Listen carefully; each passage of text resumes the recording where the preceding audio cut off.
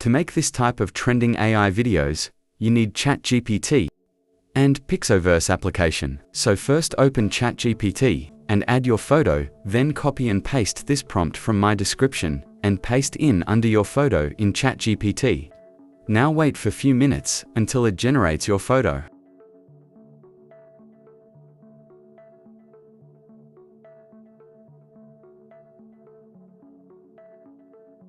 Now, after getting your photo, save this generated photo in your gallery, and then open the Pixoverse application. If you don't have this application, then you can easily download it from App or Play Store. Now open Pixoverse application and click on Image to Video option. Then add your photo, which you just generated from ChatGPT. Now select the duration of the video. I'm setting it for 10 seconds. If you are using the Pixoverse for the first time, you get 90 credits for free.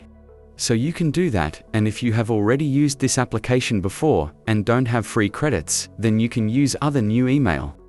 So now, after selecting the duration, add this prompt. You will get all prompts in my description. And now click Generate. You will have to wait for a few seconds until it generates your video.